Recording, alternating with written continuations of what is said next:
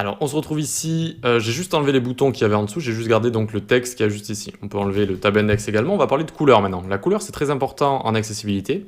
Il faut toujours avoir un bon contraste entre le texte et le fond, entre le texte et le fond.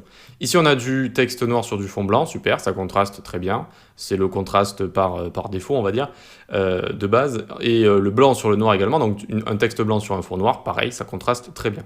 Ok. Donc testons tout ça, par exemple, si j'ai envie de changer la couleur du texte ici, je vais aller dans paragraphe, hop, et je vais lui mettre une couleur, je sais qui ne va pas bien, par exemple yellow, du blanc sur du jaune sur du blanc, comme ça on n'y voit rien du tout, ça fait mal aux yeux, ce n'est pas agréable du tout, c'est une très mauvais contraste, c'est un très mauvais contraste, d'accord. Et ça aussi, les robots de Google et tout peuvent le voir, et vous pouvez perdre des personnes aussi, même sans les robots des moteurs de recherche. Juste, moi, si j'arrive sur un site et que je vois ça, soit je me dis c'est quelqu'un qui est en train de faire une blague, soit je me dis je m'en vais directement, en fait, je m'en vais directement. Donc le yellow ici, ça ne va pas fonctionner, mais par exemple le rouge, ça peut aller, du bleu foncé par exemple, ce genre de choses, mais comment on fait vraiment pour voir si ça va fonctionner ou pas? Mais il existe plein de sites pour ça. Par exemple, donc déjà pour choisir des couleurs, on va utiliser ici Adobe Colors. Donc il y a toute une partie après dans la formation, je vous montre quelques sites comme ça pour choisir des palettes de couleurs. Pour l'instant, on va juste choisir quelque chose, par exemple une triade comme ça de couleurs, avec par exemple, alors ça me plaît pas trop, vous allez pouvoir déplacer comme ça ensuite, déplacer comme ça pour avoir tout le temps des couleurs qui vont bien aller ensemble. Alors vous avez soit monochrome, soit semblable comme ça, complémentaire également. Complémentaire, c'est bien également. Ça peut faire, vous voyez, un bon contraste par exemple. Là, j'imagine que si j'utilise, alors je vais le mettre à côté, quoique. Si j'utilise ce jaune avec ce bleu foncé ici, ben, ça va très bien aller en fait. Regardez, hop, on le met ici. Tac. Et le fond là, on va le mettre au body. Hop, voyons voir si ça fonctionne bien. Tac, alors ça fonctionne bien, ça fait un petit peu mal aux yeux quand même. Enfin, c'est pas le tip top. Et vous allez voir qu'il y a plusieurs notes. Donc on va quand même le garder, comme ça vous allez voir. Il y a plusieurs notes selon le contraste qu'on peut avoir. Maintenant, on va aller sur le site Colorable, c'est aussi un autre outil, par exemple. Hop, et là on va y mettre nos couleurs. Donc la première, c'est le texte ici.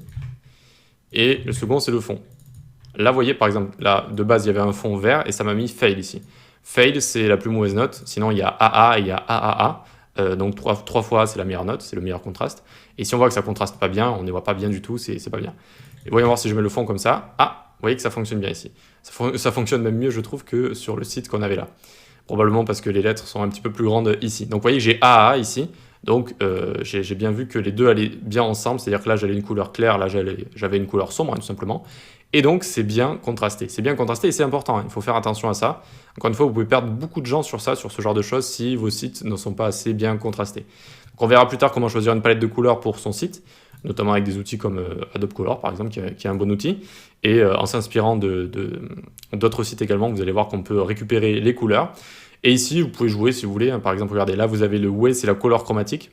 Comment on s'appelle ça? La roue chromatique qu'on voit ici, en fait. Et ça va nous déplacer dans la roue chromatique. Vous voyez?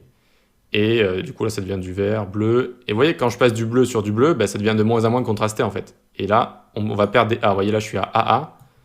AA large, hop, large, et fail. Hop là, c'est fail parce qu'on n'y voit plus assez, en fait. C'est plus assez contrasté comme ça. Donc, vous pouvez vous amuser si ça vous amuse à tester tout ça. Et en dessous, vous avez la saturation et la lightness également. Et donc, à chaque fois, voilà, ça change la couleur comme ça. OK? Donc, vous avez d'autres outils également. Color, contrast, web design par exemple, tac, contrast checker ici, contrast checker qui est voilà, un outil très bien également, où vous allez pouvoir mettre vos couleurs, qu'on va pouvoir mettre par exemple ici, on va avoir le background color ici, ça va être hashtag, on n'oublie pas le petit hashtag ici, tac, et ici on va avoir notre couleur jaune, hop, qui est là, tac, ok, testons, et là ils vont vous mettre, si vous avez bien passé tous les tests graphiques, etc. Et donc, ils vont me mettre si ça fonctionne ou pas. Voilà. Donc, vous avez plein de petits outils.